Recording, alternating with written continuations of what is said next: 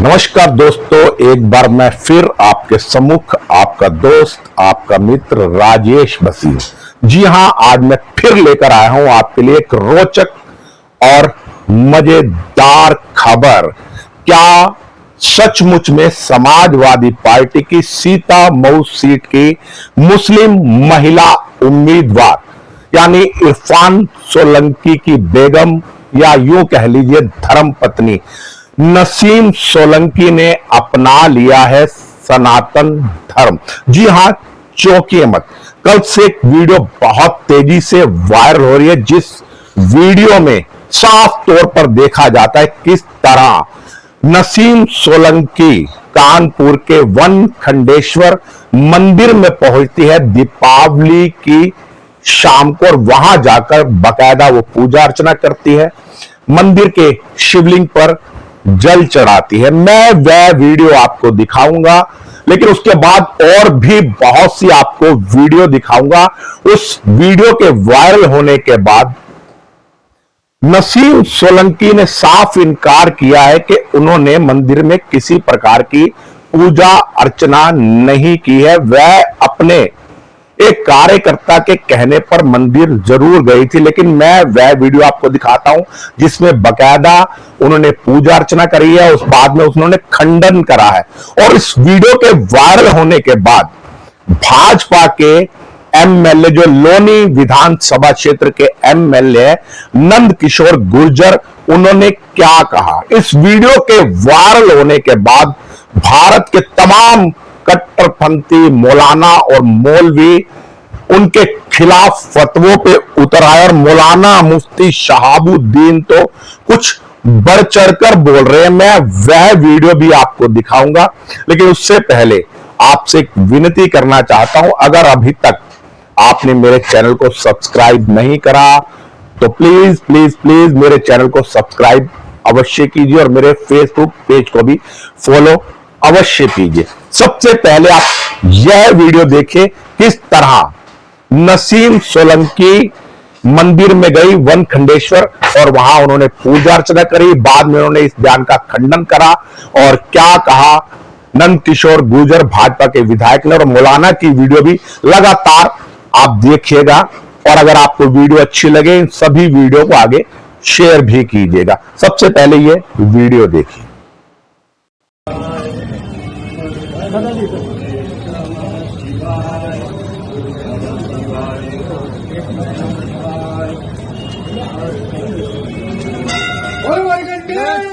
बाबा की जय।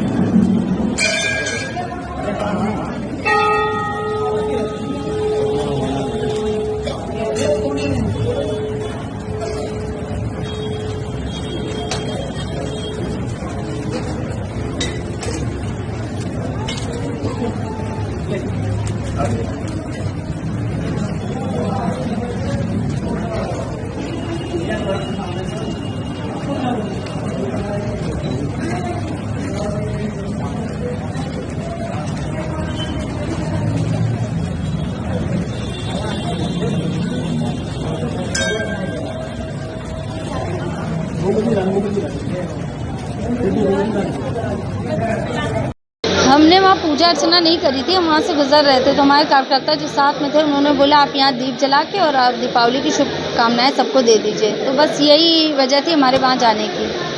और फतवा जो हुआ है तो हमारे वो बहुत बड़े हैं, उनका जो है तो हम उसके ऊपर कुछ कहेंगे। उन्होंने बोला तो उस चीज़ का हम ख्याल रखेंगे कि आगे से हमारी वजह से किसी को ठेस ना पहुँचे। तो उसमें कोई पॉलिटिकल इशू नहीं था, वो हम वहाँ से गुजर रहे थे। हमारे जो साथ में कार्यकर्ता थे भाई, उनकी तो दीपावली थी, हमारे घर में तो 2 साल से ना दीपावली हुई है ना ईद मन पाई है, तो हम उनकी खुशियों में तो शामिल हो ही सकते थे। तो उनके बस खुशियों में शामिल होने के लिए हम वहाँ पहुँचे थे। उन्होंने ये बोला था कि बुद्ध पूजा हमारे में नहीं होता है, मतलब आप किसी पूजा नहीं कर सकते। तो हमने वहाँ पूजा नहीं करी थी और जो हम वहाँ जाने का मकसद हमारा था सिर्फ दिए जलाना। पर जो हमारे साथ में थे उन्होंने बोला आप इस पे जल भी चढ़ा दीजिए। तो बस हमारा कोई मकसद नहीं था और मैं किसी के धर्म को अपना नहीं रही हूँ, पर मैं हर धर्म का सम्मान करती हूँ। उसके बाद मैं गुरुद्वारे भी गई थी और मैं अब जो एक चर्च भी जाना है मुझे। तो हम किसी के धर्म को अपना नहीं रहे, पर मैं सबके धर्म का सम्मान करती हूँ, क्योंकि हर वर्ग और हर धर्म के लोग हम लोगों को चुन के विधानसभा भेजते हैं। तो इस चीज़ का भी मुझे ख्याल रखना है कि मेरी तरफ से किसी को वो ना हो तकलीफ। अरे वो सब देखिए, ये लोग तो गलत लोग हैं, इसका हम समर्थन नहीं करेंगे। शंकर जी तो सबके हैं। मक्का में भी मुसलमान देवादिदेव महादेव को ही पूजा कर रहे हैं और यहाँ भी हिंदुस्तान में अगर जल चढ़ाया है तो हिंदुस्तान का तो मैं बार बार दोहराता आया हूँ कि हिंदुस्तान में मुस्लिम तो बहुत गिने चुने परिवार हैं, 1 या 2% हैं, बाकी 99% से ज्यादा यहाँ रहने वाले सभी हिंदू थे। उनके साथ जातियां हुई। तो प्राचीन काल से भगवान देवादिदेव महादेव की पूजा करने का प्रधान रहा है। और जिनकी बात कर रहे हो तो सोलंकी है, सोलंकी ठाकुर गुजर और जाट या जो हमारे यहाँ क्षत्रिय वंश है वो होते हैं। तो क्षत्रिय तो भगवान महादेव की पूजा करते हैं, तो उन्होंने अगर जल चढ़ाया है तो इसमें मैं समझता नहीं कि इस तरह की बातें करनी चाहिए। शंकर जी की पूजा करने का अधिकार सभी को है और ये इस बात की हम बिल्कुल भी पक्षधर नहीं है कि भाई वहां गंगा जल चढ़ाया जाए या इस तरह की बातें की जाए। अगर कोई अपने सनातन धर्म में उनके जो पूर्व में थे वो और वो वापस आना चाहते हैं, उनको लगता है कि हमारी आस्था सनातन धर्म में है और हम वापस आकर के देवादिदेव महादेव की पूजा करना चाहते हैं, जो हमारा मूल है उसमें लौटना चाहते हैं, तो उनका स्वागत। तो जो भी लोग वह इस तरह की हरकत कर रहे हैं उनको तो उनका स्वागत करके अपना घर वापसी, अगर कोई आना चाहता है तो अपने घर में स्वागत के साथ लाना चाहिए, इस तरह से नहीं करना चाहिए। और जो ये सब बातें कर रहे हैं इसका मैं किसी भी तरह से पक्षधर नहीं हूं। अगर भगवान शंकर जी को कोई जल चढ़ा रहा है, हालांकि मुझे पूरा प्रकरण पता नहीं है, लेकिन मुझसे एक साहब ने ये सवाल पूछा कि एक महिला है और उसने जाकर के एक मंदिर में पूजा पाठ की है, जल चढ़ाया है, पूजा अर्चना की है, तो इसके बारे में शरीयत क्या कहती है, क्या फतवा कहता है इस सिलसिले में। तो शरीयत इस्लामिया का नजरिया है ला इलाहा इल्लल्लाह मुहम्मदुर रसूलुल्लाह, नहीं है कोई माबूद सिवाय अल्लाह तबारक व तआला के, यानी पूजने के लायक सिर्फ खुदा है। और मोहम्मद रसूलुल्लाह सल्लल्लाहु अलैहि वसल्लम अल्लाह के आखिरी नबी और रसूल हैं। इस्लाम में मूर्ति पूजा हराम है। कोई भी शख्स, महिला हो या पुरुष, अगर वो अपनी मर्जी से, राजी खुशी से वो पूजा अर्चना करती है, जल अभिषेक करती है, जल चढ़ाती है, तो उस पर जो है वो जानबूझ के अगर करती है तो उस पर सख्त हुक्म है। और अगर वो अनजाने में करती है, उसको जानकारी नहीं है और किसी के जबर और दबाव में करती है, तो उस पर सिर्फ तौबा का हुक्म है। तो जिस महिला ने भी अगर अनजाने में किया है तो वो शरीयत की नजर में वो मुजरिम है और वो शरीयत की गिरफ्त में है। उसको तौबा करना चाहिए और अपने अमल से आइंदा भविष्य में, मुस्तकबिल में कोई भी ऐसा अमल न करे जिससे उसका ईमान, उसका इस्लाम खतरे में पहुंचे।